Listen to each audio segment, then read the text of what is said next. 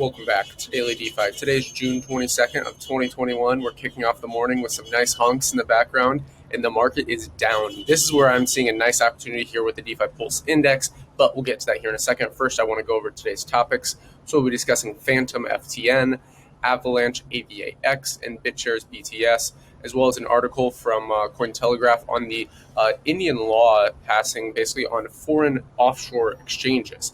And these are very, very interesting laws, essentially imposing a levy on this. So interesting things here with India. They realize that, hey, even though we try and ban this stuff, people are still going to use it. User adoption actually went up when they banned it. So they're trying to, take what they can from the market, which I think is the smart thing to do.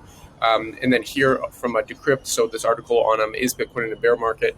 Experts kind of debate back and forth. But we always kick things off with juicy NFTs and DeFi Pulse. And with DeFi Pulse, man, we are not looking too healthy, right? So we dropped down from these highs back here in May of around $86 billion locked in, right down to $48 billion. So we've basically gone down 50% just in total value locked in. I talked about, if we were traced back below these levels, I would be picking up some DeFi Pulse Index because it's a token that essentially allows you to index the whole market. So instead of, obviously I have positions in all these different DeFi tokens pretty much here, but I also like to have one where it's just like an index on the whole market, just like, in the traditional stock market, you look for like, okay, what's a good index fund to get into? So, DPI is down about 10% on the daily. Avalanche, Curve Maker, Compound, all significantly down. Just a little bit ago, Aave was at $14 billion locked in. So moving on to juicy NFTs, the daily volume is $658,000, down about 97%. Yesterday, we saw that massive spike, pretty crazy. CryptoPunks is up there, ENS is up there, and My Crypto Heroes. I actually don't know about My Crypto Heroes, but they're seeing a little bit of volume. Moving on to this article from Decrypt. So Bitcoin's price has been declining since the crash last month, but experts still can't agree which direction the market is going. I'd be curious to what you guys think, or like what a data point you would have to see in the market to signify to you, okay, this is either this bull market's over and now we're in a permanent bear market for the next couple of years, or we're seeing a miniature bull market, which is kind of how I'm seeing the market now. I obviously have my portfolio structured so I can play it in both situations, right? And the main thing is identifying, okay, if we are in a bear market, for me, I pulled profits along the way up. So I hope that's what you guys did as well. That's what I talked about on the channel. I have a video linked down below every single video that I put out, which is called How to Pull Profits in Altcoins, along with the video on how to do your own research, right? So if you understand just how the kind of market is structured, you have to understand that this market is so volatile that you have to be pulling profits on the way up. Otherwise, you're going to get destroyed on the way down, right? So on the way down, ideally, like what I've been doing is averaging in a bit, and especially into quality projects that I plan to hold long term, because, hey, who knows exactly what this market's going to do. So I'd rather take kind of the pragmatic balance approach versus just being black and white and kind of binary with my thing, which is not a good way to be, especially in investing. So Bitcoin is trading right now around $32,000 and is down about 9% in the past 24 hours, 20% in the past week, according to Nomic. It's even down 2% since the beginning of the year. But again, you have to think about like, okay, the majority of where I was buying these tokens at is when Bitcoin was below $10,000.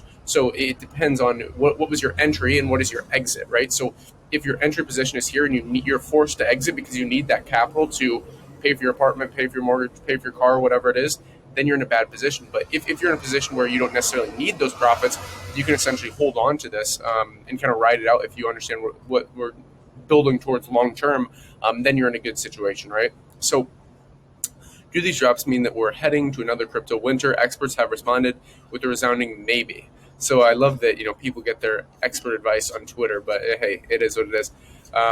Let's see here. So he says, he says that it seems like the bear market is confirmed. Too many whales are sending Bitcoin to exchanges. That's kind of one of the biggest indicators. Yesterday we talked about, Plan B is calling for like this crazy 450K to 135K Bitcoin by the end of the year. I thought, potentially we were probably going to see a six-figure Bitcoin by the end of the year. Now, at some point this year, maybe we'll see that $100,000 level. I'm not so sure on that $450,000 level. That's pretty crazy. I mean, hey, I would enjoy it if we do, but I'm not betting on it, right? Like I wouldn't bet on it at all. We'd have to see a lot of things change in the macro economy. Later on today, I have a video basically talking about inflation, in absolute terms versus rate of change terms, understanding commodities, understanding the Federal Reserve meeting, all these different things. So definitely check that out. That's coming out at 8 o'clock Georgia Standard Time. The other one is on a Launchpad projects. But they kind of went back and forth. He said they don't think so. What I see is it's a lot of speculation, right? There's only so many indicators you can look at here because it's such a new market. I mean, really, in relative terms, we only have 2 or 3 data points to use if you back test, the previous bull runs, right? So that's not really a lot of ground to stand on. So what I like to do is look at commodity bull runs and just kind of more speculative bull runs in other things, and study past markets, not just blockchain, but all these things, and then kind of try and apply it a little bit of what I would have done there into this market, because I think this is one of these markets where it's really once in a lifetime opportunities. Moving on to Cointelegraph. So existing Indian law could impose 2% levy on crypto bought from offshore exchanges. According to local sources, the Indian government is a 2% equalization levy could be extended to crypto assets purchased from offshore exchanges. According to a June 22nd report from Economic Times, analysts are inferring that existing law could require a 2% levy to be added onto the settlement price of crypto bought overseas based crypto exchanges operating in India's market. So I'd be curious how they're going to do this with decentralized exchanges, right? So you see some people using things like Binance or Coinbase or Gemini or Kraken or whatever it is, Hotbit, doesn't really matter.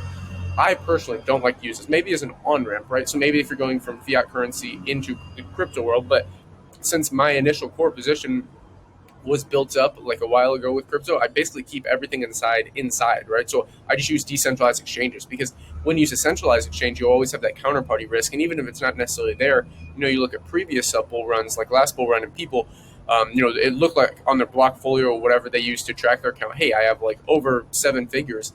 My portfolio's grown a ridiculous amount, but they didn't have a proper off-ramp, right? They couldn't just exit into, let's say, stablecoins. This is where they struggled, and that's what decentralized exchanges essentially allow you to do versus centralized exchanges. So if they're going to tax just offshore exchanges, this is something where you need to always keep in mind, okay, how are they going to do this with decentralized exchanges that have no one single point of failure, that have no kind of one authority?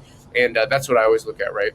So moving on to top DeFi tokens, everything is down. Everything is just down. So we're going to talk about Bitshares, Avalanche, and Fantom. But yeah, you can see this market very, very red. Interesting opportunities here. Some I would like to see retrace still a bit further for me to average in, but I like to just pragmatically put a little bit in each day, right? If you understand what this project is doing and you're going, hey, maybe you were looking at Bitshares back here in 2018, you're like, man, it's going to go higher. Well, look at what it's at right now, right? So we've retraced back down from 14 cents to 4 cents. So Bitshares engine project, I've done a deep dive on this, ranked 177 on about 33,000 watch lists, down about 11% on the daily, which most altcoins are.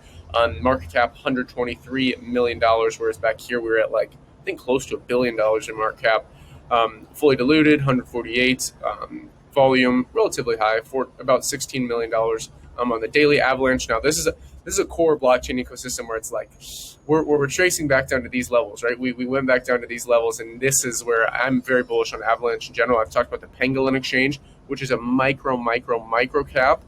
So be very careful getting into Pangolin, because yes, I think it's a great project if you believe in what Avalanche is doing long term. Like if you're looking at a 10-year time horizon, but I'm not going to say necessarily in this bull run that Pangolin is going to pop off. It's really their version of Uniswap, right? I've made a tutorial video on this back when I was in Istanbul, Turkey. I was really interested and did a lot of research in Pangolin. I pulled some nice profits in Pangolin. And anyways.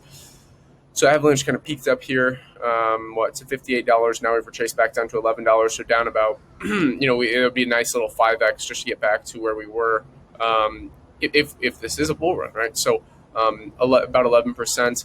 And don't get me wrong, I think long-term, obviously, a lot of these projects will break past these highs. We will see higher highs with a lot of these, and that's why I like to average in, right? So even if we retrace back down to these levels, I'll still be averaging it, right? Because that way, if I'm averaging at $3 and I'm averaging it at $11, once that $3 position hits here, I can pull some profits in when I average in there. And then once my $11 position hits, let's say, the $50, then I can pull some profits there. That's kind of the way that I like to think about it. And the biggest thing that allows you to be able to do this is passive income coming in that you're able to put into these core positions. I would much rather have it be averaged into an altcoin project or gold or silver or uranium stocks versus keeping it in just whatever fiat currency that you're in. So anyways, moving on to Fantom, FTM. This is rank 87 on about 118,000 watch list, pretty large market cap of $619 million, almost $1 billion. Down about 12% on the daily. Significantly retraced from those highs. Where were we there? Yeah, right around 91 cents. Now we're back down to 24 cents. So a nice little 3X there potentially. if we go back to those highs. Keep in mind, FTM, I have not done a deep dive video on, so do your own research. I may do a deep dive video on. Just let me know in the comments if you'd like to see that. That's all for today's Daily DeFi. If you enjoyed it, hit the like button, subscribe to the channel to stay up to date, hit the notification bell because it's time-sensitive content. As always, invest global, and until next time.